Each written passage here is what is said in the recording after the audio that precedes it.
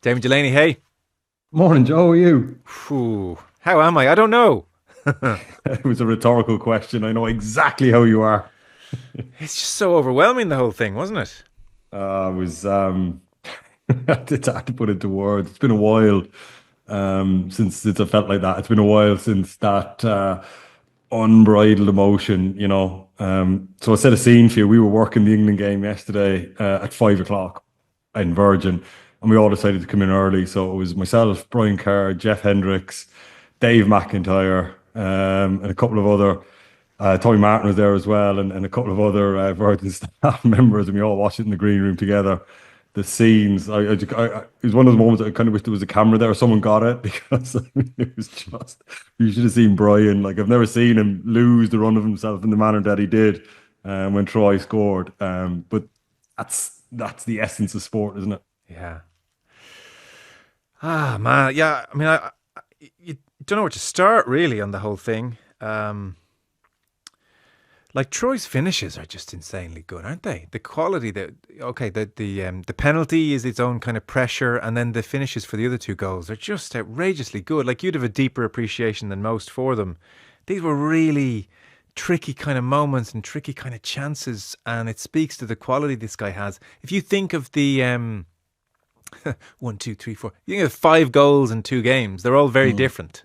For a player that may not have played, for a player that might have had a bit part role or a kind of a secondary role, if Evan Ferguson had been fit, and listen, it doesn't matter. The results turned out how they turned out, but for him to come in and score 5 goals in 2 games, and the penalty is a penalty, but the creation of the penalty was superb. Great long ball, great run from Chidozie to get in, and then just to get his foot there before him. So it wasn't a fluky penalty, we had to manufacture that situation, and we did, with a great pass.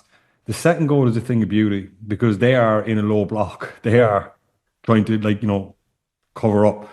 And Finazaz just absolutely takes him apart. And if you watch the goal back again, Kirkes has got a huge problem at left back because he has somebody outside him, and he sees that Troy Parrott is inside, and he almost points, and then he realizes that he's never going to get there, so he tries to play offside. And luckily, Nego, the right back, is in there to play him onside. But the way he crafted that ball, Finazaz, just to lift it over the defence. And again, he's coming, he's running at an angle, the ball bounces in front of him. The first touch is beautiful. The second touch with his hip almost just to get it out in front of him.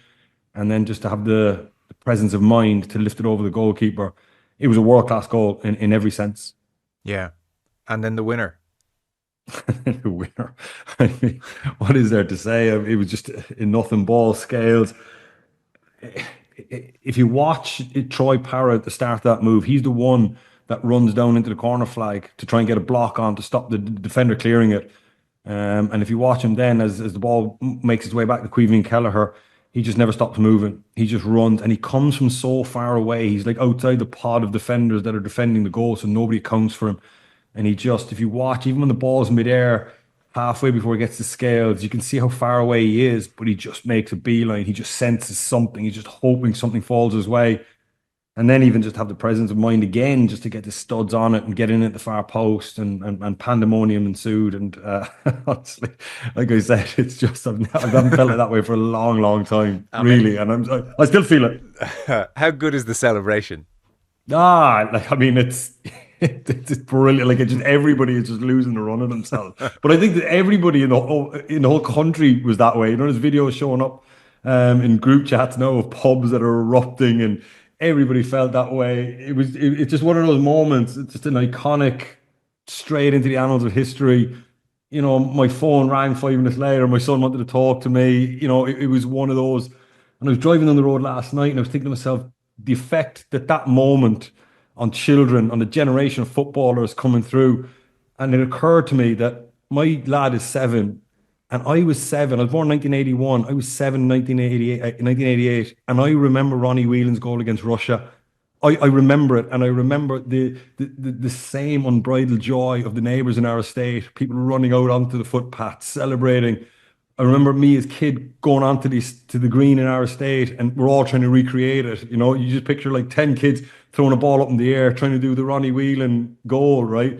And that's a core childhood memory for me, and it's very emotional. And My son got to experience that last night, and he'll remember this now. And going into school this morning, all the boys are talking about Troy Parrott. So moments like that create up the road footballers, lads now will be out celebrating. So it was huge for our point of view of adults, but it's been a long while since we've had a moment like that. And kids growing up and listening to adults complaining about this national team for so long and we're not very good. And, you know, subconsciously it will affect the kids, but my God, you can underestimate what that's done for people growing up and for us as well, Joe, because we needed it as adults.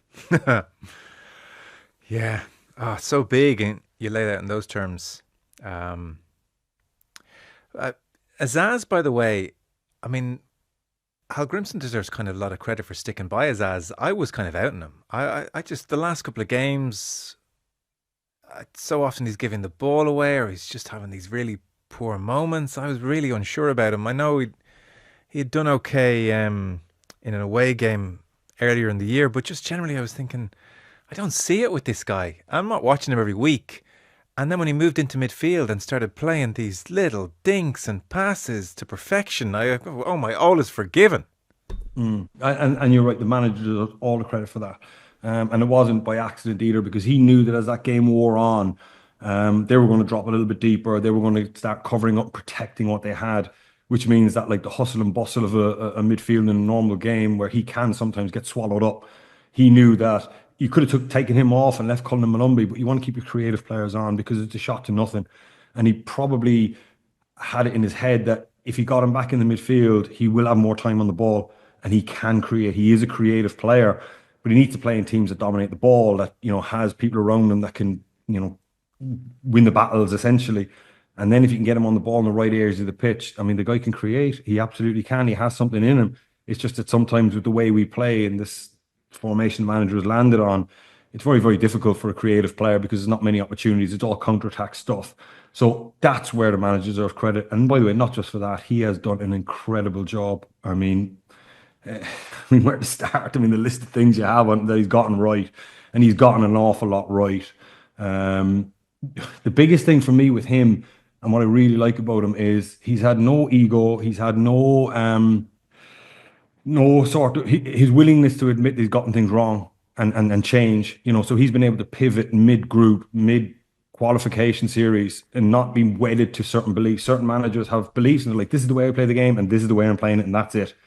The way he has shifted, in terms of after the Armenia away game and just going, right, our next game is Armenia at home, and we have to win that. Like, that is just a non-negotiable, right? That is clean sheet. So he just shifted his whole mindset to a defensive, and thought, right, I'm not going to rebuild confidence overnight after what happened in Yerevan, but I can rebuild it slowly. Even though we don't have a lot of time, I need to rebuild it somehow, and I need to get a clean sheet and hope to God something goes our way. And listen, it went our way, but he got us in a position where we were able to capitalize from that red card, because the game was 0-0 and we went on to win that game. Even little things, bringing Seamus back in, he made a call early in the group that we need to move on from Seamus Coleman. He's 37 years of age. I feel I've got enough leaders in this group that can take us forward, and I feel we're in a really good place, and I've rebuilt the mentality. So Seamus is going to be exit stage left, and John Egan as well. But post Yerevan, first thing he did is get the both of them back in, and that is swallowing a huge amount of pride for a manager, because bringing him back in is publicly admitting, yeah, I got that wrong, and he has had no shame in coming out and saying we got things wrong. And that's what I enjoy and I respect him. I said after the Armenia home game that I've got an awful lot of respect for him for just prioritising the results.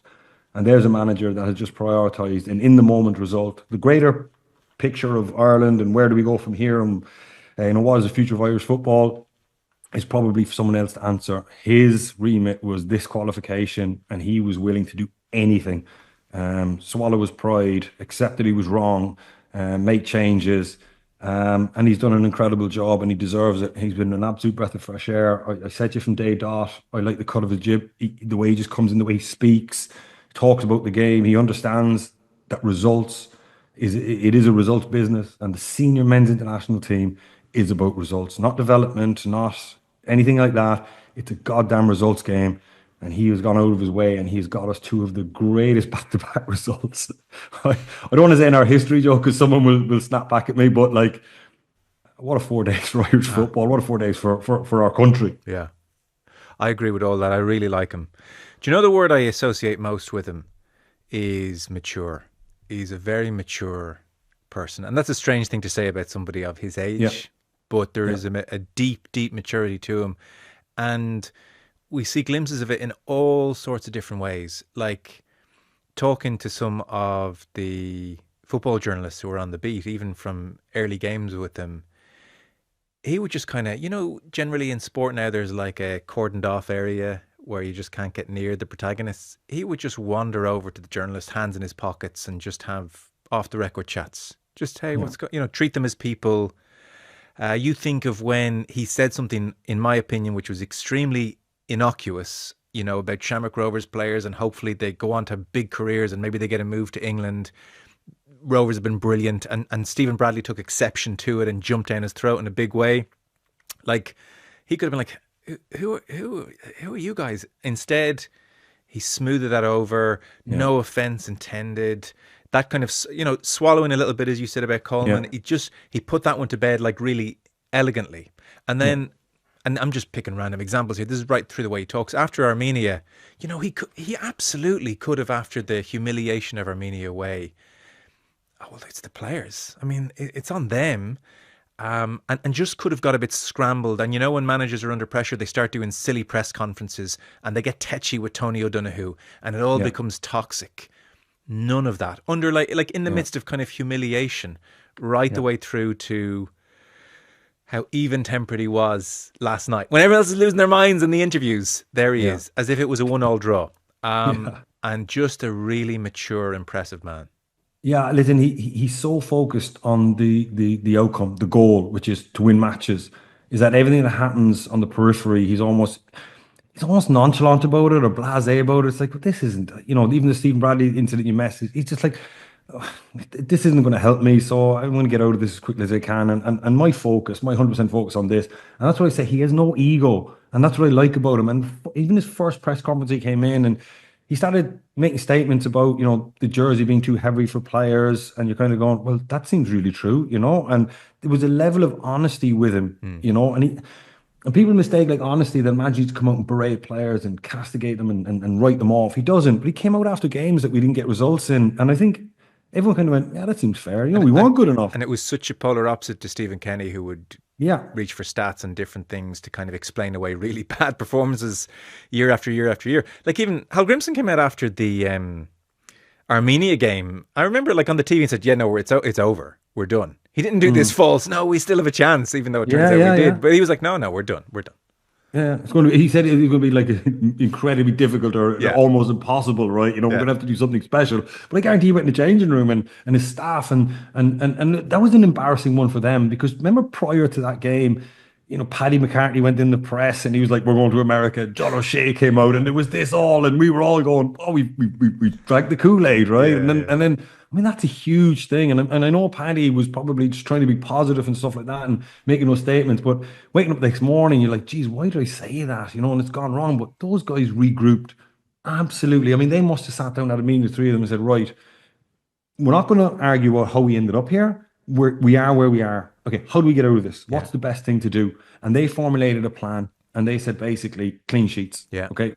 In the future, we might want to play a different way and we can delve into the game yesterday because it wasn't a good game. There's an awful lot of flaws in what we did and, the pace of their attack and the way they started, but we'll get to that later on. But he just basically said, I don't care. We're playing Armenia at home and we have to win. Yeah. What's the best way for us to win? And I don't care if I get booed out of that stadium. I don't care if every journalist in this country just absolutely flattens me. I'm abandoning ship now and we are going flat back five and I don't care what it looks like and we need to keep a clean sheet and I trust that our good players will score. And he just crept over the line with a 1-0 win against a really poor red card from Armenia's point of view. And he didn't care what it looked like. And after the game, I remember reading quotes and people were saying, "Oh, that's awful. Why are we playing flat back five at home against Armenia? We have to be better than this." That type of pressure in terms of his reputation is on the line. He just went, "I don't care." Yeah. And that was the first step towards like result. Okay, great. And now we can start moving. And he's had 3 clean sheets back to back. which is like incredible, like absolutely incredible. And he's trusted that the players have the fight, have the spirit. And listen, it's just an Yeah. incredible achievement, really, from everyone involved in that camp. I think as well the players have really low level. They wouldn't come out and say it, but I think they've enjoyed that back to basics approach. There's a kind of Familiarity. familiarity, a comfort. Mm, I think psychologically they feel comfortable in that kind of a setup. It yeah. plays to the strengths that they have, and yesterday in particular, going behind twice, if they didn't feel that security in what they were doing, they would have crumbled. Oh no, absolutely. No, no, 100%. And you always think that we're still in it. No, I do think the penalty was crucial because they started like an absolute train. Yeah, Like, I remember sitting watching the first 10 minutes going, Jesus Christ, these lads are like, they look sharp, they look yeah, fit, they look hungry. I mean, I thought that they might only needing a draw might come out a little bit on the, defensive or kind of, see where we're at.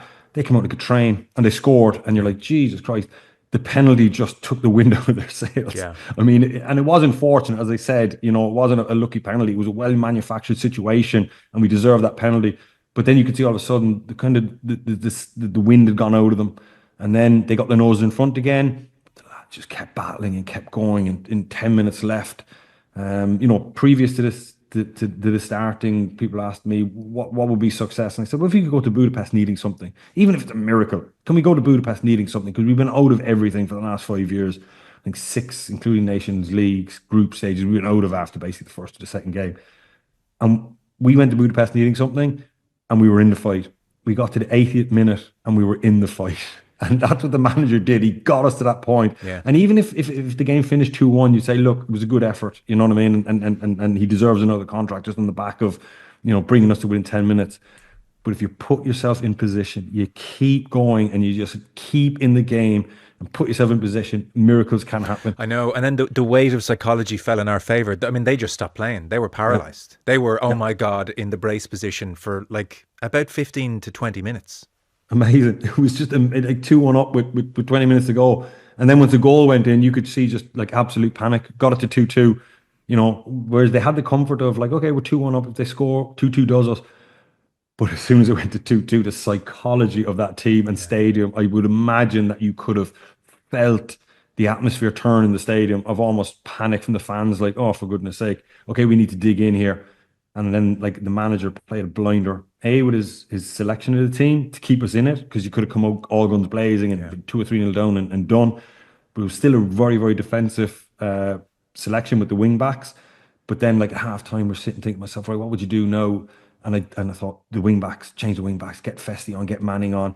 And then I thought, okay, he got one of the wing backs on. And then I think on 60 minutes, he did the other wing back. And then, listen, then the Finazaz stuff happens. Then it's to get Eid on. And he went to a 3-4-3 and got three on up front, because then you're in it with Yeah. 15 minutes to go. So now you can just like go twist on whatever you want. So he played a blinder under the most intense of pressure. And I'm sure he would imagine the game unfolding that way, him and his staff. Let's just stay in this. Let's just Yeah. get to like 75 minutes and be in the fight. And then we can just, our first options will definitely be the wing backs, because we can just get Festy on. And people criticize Festy, man. I just want to just linger on him for a second, Yeah. because people criticize him. And yes, he has some flaws and he has some great physical attributes. And that's what everyone sees in him. But I tell you what, man, when Festi Ebisili's on the pitch, the opposition have to account for him, right? So you can't just say, Seamus Coleman, Kirkes, that's fine. He's over there. He's going to deal with that. There's no panic there, and everyone else can stay in their position. As soon as he comes on the pitch, and I'd liken him to Adama Traore, the lad who keeps getting moves to like Barcelona, like, right? And you have to account for people like that, because as technically limited, and I don't mean this in critical, I'm not having to go at the kid, but he is technically limited, right? But he is capable of bundling and running at a pace and a movement that nobody else on planet Earth can move like. So all of a sudden, when the ball starts going wide to him, as in a wing back position, and Kirkes gets out, people have to account for it. Midfield players have to drift 5 yards further, just in case he bumbles on through, because he can just steamroll everybody. Centre backs, I know for a fact, as a centre back, if I saw him, I'd be thinking, I need to start drifting out into this channel here, because the last thing I want to do is that if Kirkes gets skipped by, I don't want to be arriving in that channel late with him up to full speed. And then that just creates that little bit more time for everybody else, and it takes everybody else's focus away from their primary job. If you're a centre midfield player or six or centre back, my primary job is centre forward. And all of a sudden, he starts getting on the ball. You're going to start drifting. So he does affect the game. He does affect the way the game is viewed. Yeah. So bringing him on was absolutely brilliant. And bringing him on wing back as well, where he can just stay on the touchline. Ryan Manning at halftime was brilliant. His quality, like I said, nailed the substitution. The manager just got him on. All of a sudden, quality balls start going in the box. All of a sudden, that guy's energy, his enthusiasm, you have to account for him as well. So now all of a sudden, wing backs or their defensive players are trying to get out, stop crosses because he has got quality. So the manager started affecting the mood of the game.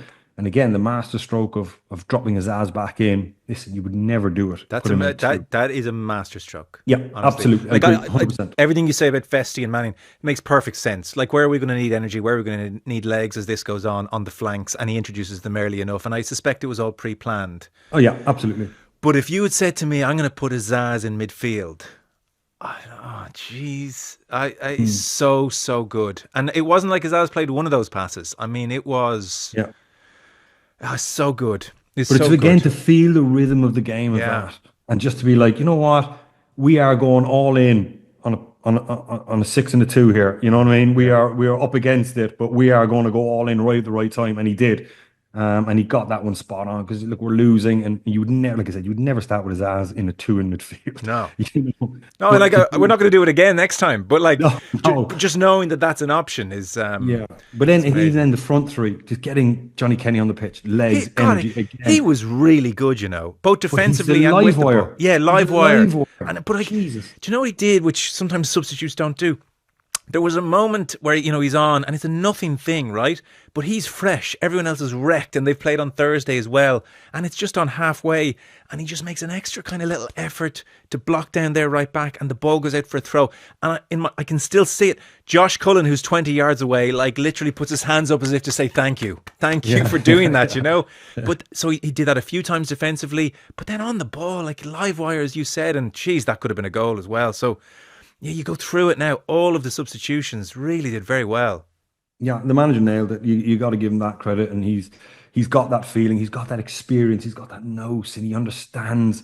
And I think what he understands most, and what he understood very, very quickly about us, is what we are as a nation, as a footballing nation, and he understood very quickly what tools he had at his disposal, you know. And he just realised, this is what I have. I've seen this before, perhaps with Iceland, maybe similar character traits.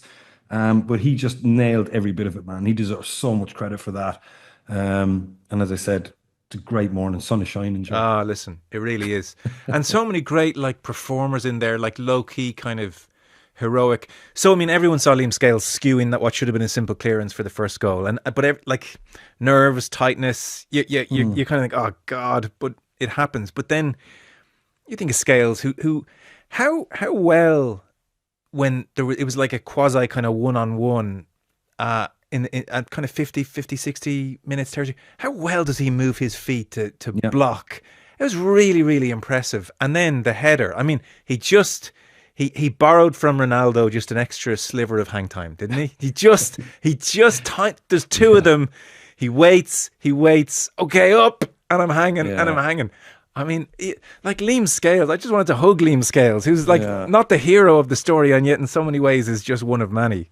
Now, listen, he's a centre-back, you know, by trade, and yes, he has played left-back, and he's actually played left wing-back. Now, essentially, in the way we were employing that wing-back role, we had 4 centre-backs, including, you know, the 3 centre-backs and him, so you 4 centre-backs, and then Seamus at right wing-back. So, you know, he was employing a centre-back role in a wing-back position, but his quality of passing was very, very good. I thought another really good decision by the manager is taking off Jake O'Brien. Yeah, why was that? Because Because my thought was, okay, with that substitution, you've now moved Scales out of position, you've moved Darrow Shea, like they seem to be working well together. Four changes for one sub. Yeah, and I think what the manager was doing there was leaving up the possibility of going to a back 4.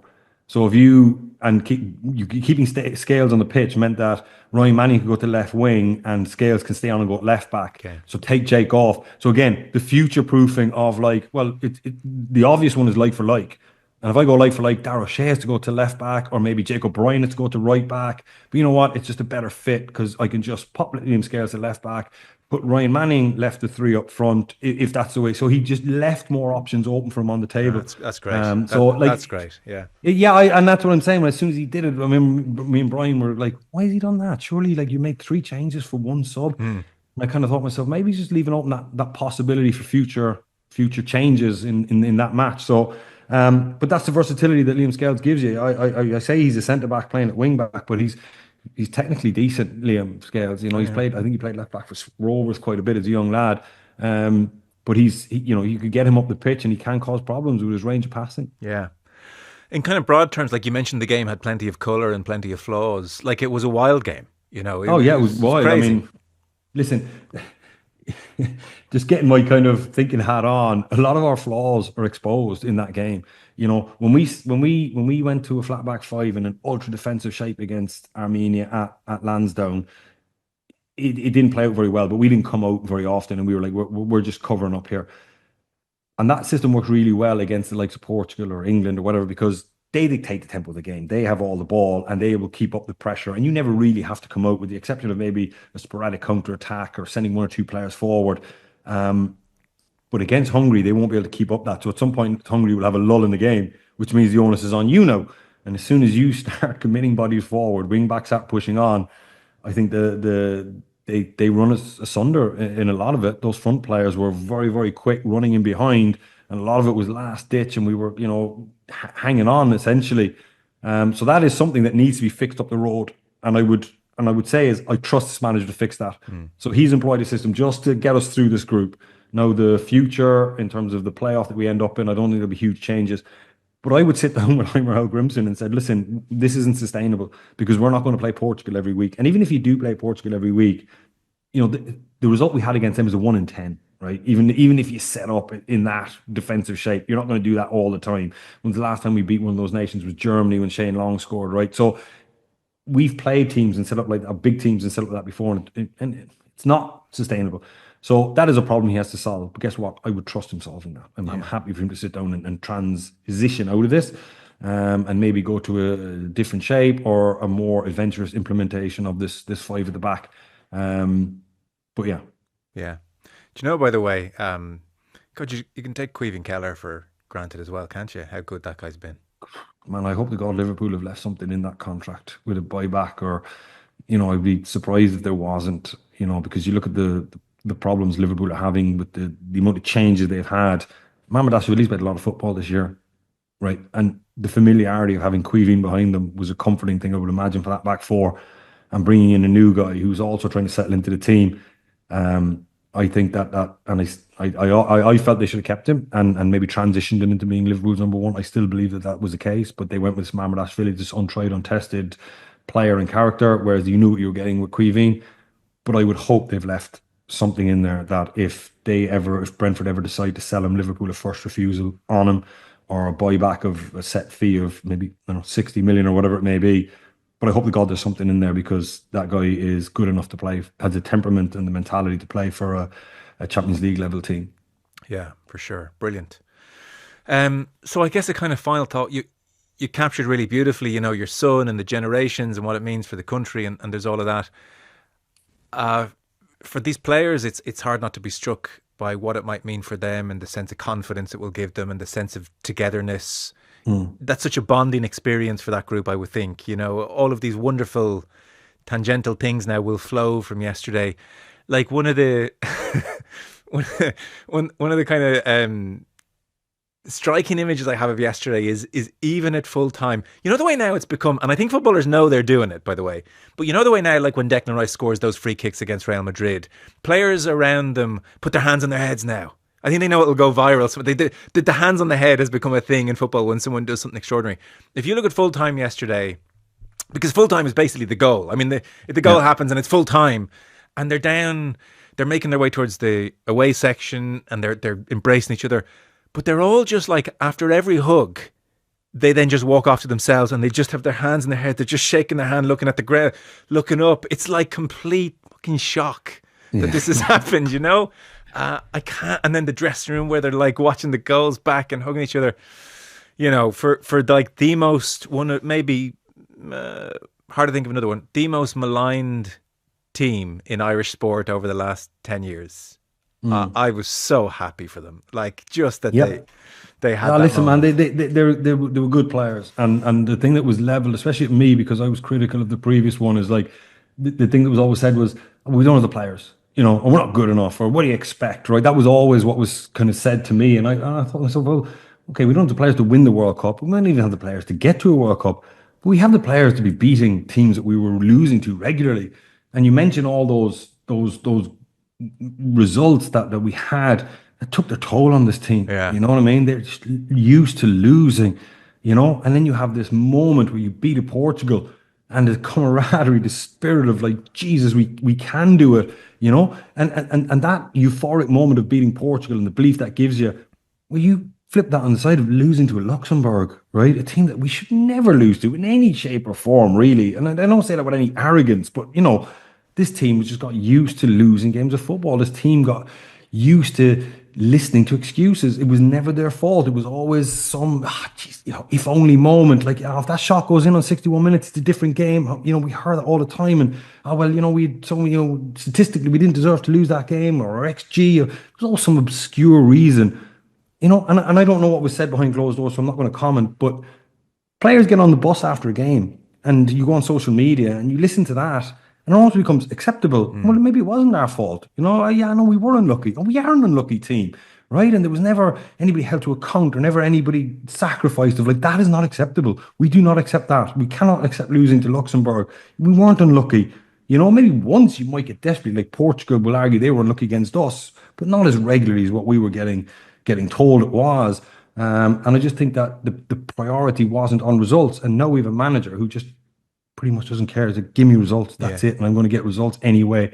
And that attitude has got us what we got over the last 4 days. Yeah, I think it really suits us that results by any means necessary, as opposed to try and play football the right way. And it's, I made the point to Gary last week. It's funny, it has sort of happened in tandem with things becoming a little bit more pragmatic club level in the Premier League and in Europe, with long throw-ins and more direct play.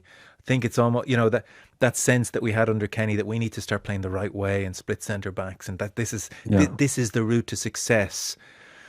Deep down, maybe the players would have thought, Christ, we're getting picked off here. I don't know if this is right. But now it's just about goal that, and let's roll up sleeves and try and win and be solid. And I think. But a lot of those tiny things he's talking about, like passes and stuff, they were in their own half, right? Yeah. When nobody cared. Like, do it if you want, man. You can have as many completed passes, especially against teams like Luxembourg, where they're dropping into the shape that we were against Portugal. Yeah.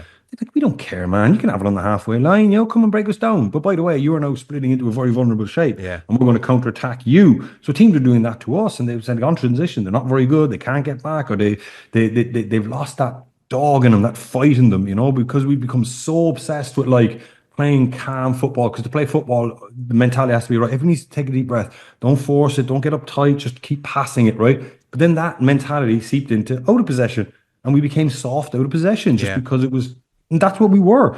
And now, is it sustainable moving forward? What the manager is doing? Probably not. But I would trust him to change it, or trust me not go too far the other way. Well, it's a starting point. Yeah, exactly. And listen, he's got a feel good back in the money coming into the League of Ireland now from the government, and all of a sudden, people might start wanting to get on board with this team again. Sponsorships, and perhaps the government might spend a little bit more money in the infrastructure that we need in this. So, it's easier for the government to do that when you have the feeling towards this team. And I think that what Heimer did over the last 5 days, I think will be remembered for a long, long time. Just in the context alone of it, of being, like we've had some great moments, and Ronnie and Ray Houghton in '88, and in Italian '90 and 1994, all the way through, and Niall Quinn, Robbie, and Robbie Brady, and in Lille, and great moments. But the context of what happened in the last 4 days, like all those moments I mentioned, we were a good team, and we just did good things. Like to be on the floor last month or 2 months ago against Armenia in Yerevan, like and what we suffered for the last 5 years, and the feeling towards this team, has there been a greater like hero or zero to hero moment. No, I agree with you entirely. Like, I was thinking to myself, why am I being so unfair on Robbie Brady in 16? Why is yesterday so much more impactful than that? Like, it was so low. Like, it just blows that out of the water for like just the sheer euphoria.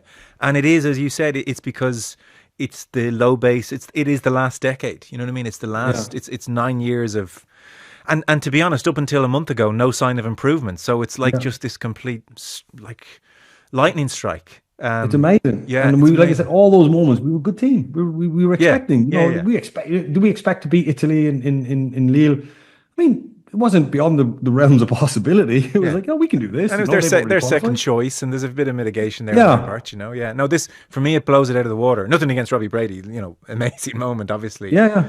But it's kind of electrified the country like you wouldn't believe these 4 days. Oh, Joe, I couldn't sleep last night. It was just, and I woke up this morning, and it was just, honestly, this feeling. There's something about the Irish soccer team that when we get it right, there's just something special about it, and this whole country rose in behind it. You know? I know. I was kind of first into the office this morning, and as everyone arrives, I've kind of got my head down getting ready for the show, but I'm overhearing the conversations around the office. And it's not like anyone has to say, "Did you see the game yesterday? Shall we talk about the game?" It's like everyone walks in, "Yo, holy shit, though." Yeah. So it's a good thing, man. It's a good time. Yeah. Okay, awesome. We're done. Amazing. We're done. Thanks so much.